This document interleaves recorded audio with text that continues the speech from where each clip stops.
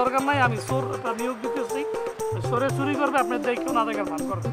আর আপনি তো জানেন আমি এলাকায় কেমনে কি করি, তাই না? ভাইয়া আমি যার নুন খাই তার গুণ গাই, তার কোনো ক্ষতি করি না ভাইয়া। আপনি কি করে ভাবলেন আপনার এই টাকার জন্য আমি 10 কার্টুন দিয়ে টুস করে 11 করে দেবো? কি অবস্থা আমার? রায়হান সাহেব ঠিক কেমন মানুষ বলুন তো? খুবই ভালো মানুষ, আর উনি তো অনেক অভিজ্ঞ এবং পড়াশোনা জানা মানুষ। প্রয়োজন মনে করি নাই, কিন্তু এখন যেহেতু কোম্পানি একটা খুলছি হাওলাদার.com, আর একটা কোম্পানির ওই লেভেলে নিতে গেলে আপনাদের মতো যারা মার্কেটিংয়ে এক্সপার্ট এই লোক ছাড়া তো সম্ভব না ভাই।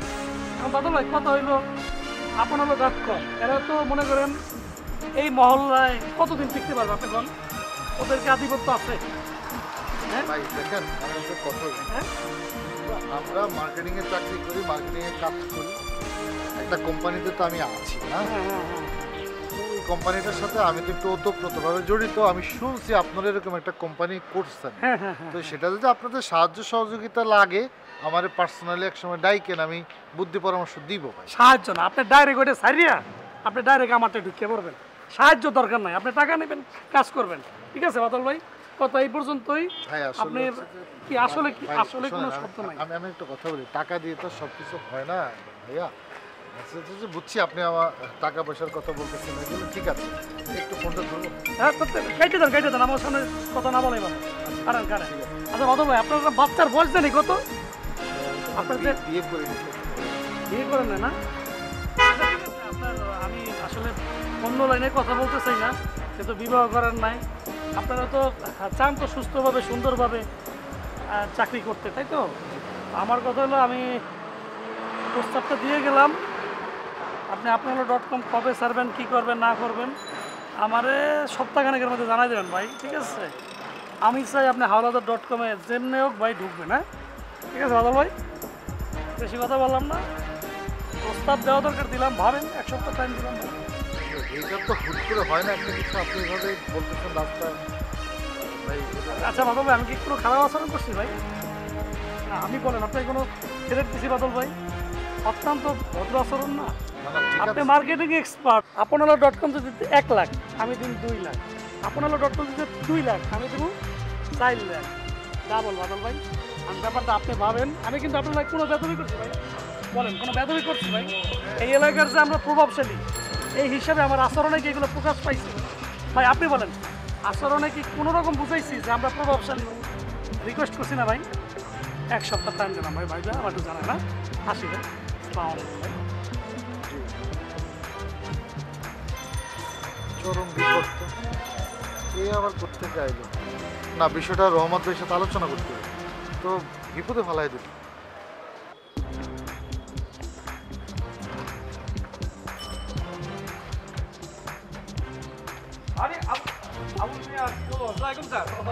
আরে কি অসুবিধা নাই, অসুবিধা নাই, সিগারেট আসেনি আর? আরে না না স্যার আছে, আমার একটু তাড়া আছে, যাই স্যার। সমীর মিয়ার সাথে কথা বললে তোমার লস হইবে না, বুঝলা? স্যার এটা তো আমি জানি, কিন্তু টাকা পয়সা তো স্যার দেন না। তুমি যে আমার যে কাজ করো, এই যে প্রতি লোটে তুমি 2-4টা করে কার্টুন বেশি ঢুকে দাও না আমার নামে, এতে করে পার্সেন্টেজ দেয় না? আর স্যার, দিতে দিতেই তো তোমার আজকে অনেক কিছুই করে দিচ্ছি। স্যার আপনি তো দেন, এটা ঠিক আছে, কিন্তু সবসময় তো দেন না। বাজারের যে অবস্থা, সবসময় না দিলে আমি চলুম কেমনে? দিমো দিমো দিমো। শোনো, ওই যে নতুন একজন লোক আসছে না, ওই যে রহমতের ভাই। হ্যাঁ হ্যাঁ হ্যাঁ, কি হয়েছে স্যার? ওটা কেমন, লোকটা কেমন? ওই লোকটা তো একেবারেই ভালো এটা বলুন না, আবার খারাপও তো দেখি নেই কিছু। না একটু শুনতেছি কড়া, খুব কড়া। হ্যাঁ ওরও এই আবুলের কাছে সব কড়া মড়া, আপনার কোনো টেনশন করার কিছু নাই। কিন্তু আপনি আমার আর মাল কিছু না দিলে আমি কথা কইতে পারব না, আমি অফিসে যাই। আবুল, এই সগিরের সাথে কথা বললে তোমার কিন্তু লস নাই, আবারও বললাম কথাটা। স্যার আমি জানি তো আর কোনো লস নাই, কিন্তু আপনি তো মাল ছাড়েন না। মাল না ছাড়লে তাইলে আই আর কথা কই লাভ কি? আই অফিসের দিকে তুমি যাই। আবুল টাকা ছাড়া কিছু বুঝো না, এই সগিরের ভালোবাসাটা নিতেছো না তুমি? স্যার ভালোবাসা তো আইনি, ভালোবাসা আই দিই, কিন্তু টাকা ছাড়া কি ভালোবাসা হইব স্যার? ঠিক আছে, টাকা পয়সা যা লাগে আমি তো দিতেছি, দিব, ঠিক আছে, মানা করি না। কিন্তু কথা হচ্ছে যে সামনের লোক আমার মালটা একটু একটু খারাপ হচ্ছে, বুঝলা? এই এটা যেমন হোক তুমি এটা আরে স্যার এটা তো আমি জানি, কিন্তু শেষ লটে তো আমি আমাদের 4 কার্টন মাল বেশি লেগে দিছি, মালটা একটু ডিস্টার্ব ছিল। আমি স্যার করে কইছি মালটা খুবই ভালো, স্যাররা চালাইয়া দিছে। কিন্তু আপনি তো ফোন দিছি ধরেন না, আর কিছু মাল পানিও দেন নাই কেন? তার আগের লোটে মালটা দিলাম না, টাকাটা দিলাম না তোমার আমি? তো পরের লটে 4 কার্টন মাল যে বেশি আরে দিছি সেটা কি একসাথে সব দিতে হবে না? জমা থাকতে পারো না, জমা থাকতে পারো না। আর মিয়া, তুমি আসলে টাকা ছাড়া কিছুই বুঝো না আবুল। এই যে সগিরের ভালোবাসা তুমি নিতে চাও না, বুঝলা? ধরো মিয়া, তোমার এটা রাখো। এটা কি? আরে মন খারাপ করো কেন? 200 টাকা? আরে 200 টাকা 4 লাখ রাখো, টাকা রাখো না। শোনো, এটা দিছি তোমার মিষ্টি খাওয়ার জন্য। তোমার যে পার্সেন্টেজ দেওয়ার কথা সেটা তো আমি দিয়ে যাবো, দিতেও আছে। মিষ্টি খাওয়ার লাই দিছে? এটা শুধুমাত্র মিষ্টি খাওয়ার জন্য স্যার আমার কিন্তু ওই যে আগের 4 কার্টনের হিসাব কিন্তু রইয়া গেছে। আমি এটা চা নাস্তা খানোর লাগা নিলাম, ঠিক আছে? সেই 4 কার্টুনে তুমি পাইবে মাত্র 2000 টাকা। সেই 2000 টাকা আমি দিয়ে দেবো, ঠিক স্যার। আছে? 2000 টাকা দিয়ে দেবো। এটার লেগে তুমি এত চিন্তা করতেছো কেন? হ্যাঁ স্যার আসসালামু আলাইকুম। হ্যাঁ হ্যাঁ, ব্যাপারটা দেখো কিন্তু। হ্যাঁ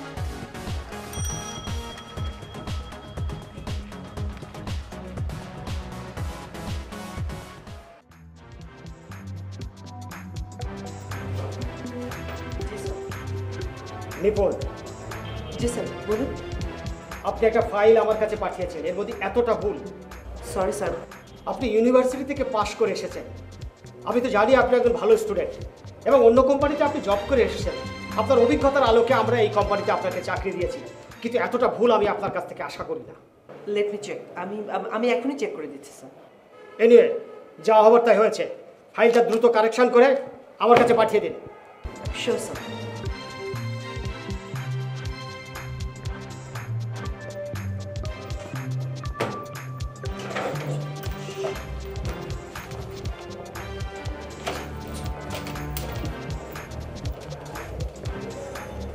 হ্যাঁ জাফর সাহেব, আপনি তো আমার ডেস্কে আসুন।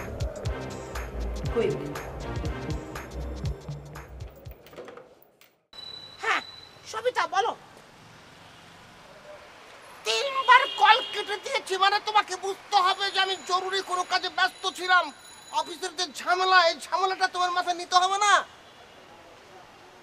আশ্চর্য, তখনকার কথা এখন বললে কথা কি তোমাকে কামড়াবে? কথা কখনো বাসি হয় শুনেছো? আচ্ছা আচ্ছা ঠিক আছে, ঠিক আছে, বাসায় আসার পর বলো। এখন বলো তো তুমি বাসায় ফিরেছো কখন? কিসে আসলে? রিক্সায় না হেঁটে? 50 টাকা রিক্সা ভাড়া নিয়েছে আর তুমি রিক্সায় এসেছো কেন? হেঁটে বাসে আসা যেত না? শরীর স্বাস্থ্য ভালো থাকতো। এই যে কুন্ডুদা, আচ্ছা আপনি কেমন মানুষ বলেন তো? হ্যাঁ, আপনি আমাকে বললেন যে আমাকে মার্কেটে যেতে হবে, ঠিক আছে, আমি আমার অফিসিয়াল কাজ ফেলে মার্কেটে যাব, কিন্তু আমাকে তো কনভিন্সটা আপনি দেবেন না? এই, তোমার সাথে আমি পরে কথা বলছি। হ্যাঁ হ্যাঁ, আবার কল দেবো। ও সরি, আপনি কথা বলছিলেন? সরি, আমি বুঝতে পারি। আমি একটা জিনিস বুঝলাম না, মাত্র 100 টাকার মামলা, 100টা টাকার জন্য আপনি ছাদে চলে এসেছেন।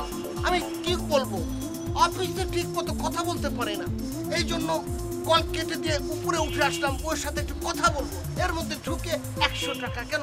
100টা টাকা এই মামলাটা আপনি নিজে নিজে কভার করতে পারতেন না? পারতাম, কিন্তু আপনি তো আমাকে বলেছেন যে যখনকার জিনিস তখন করতে। সেদিন আপনি আমাকে সবক দিলেন না?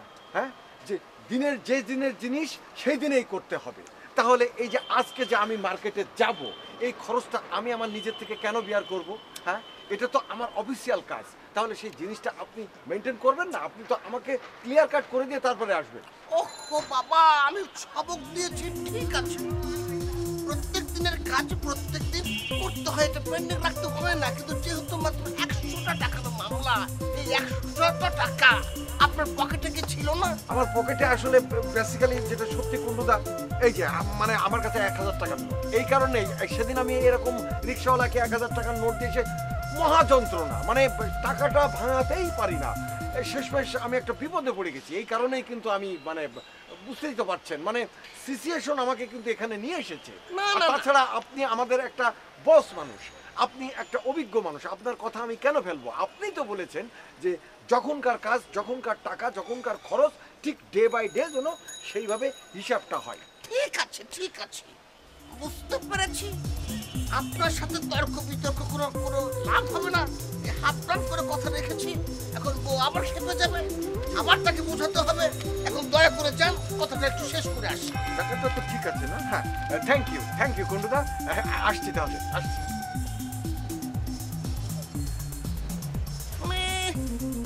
এই লোকটা জীবনে কখনো সোজা হবে না, এই জন্যই বোধ হয় ওর বউ থাকিনি, চলে গিয়েছে।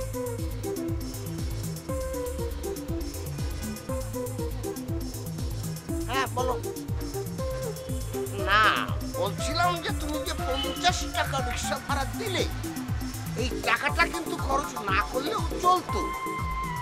তোমার বেতনের টাকা ঠিক আছে, কিন্তু টাকাকে অবমূল্যায়ন করতে হয় না, তাহলে হয় কি অভিশাপ হয়, বুঝেছো?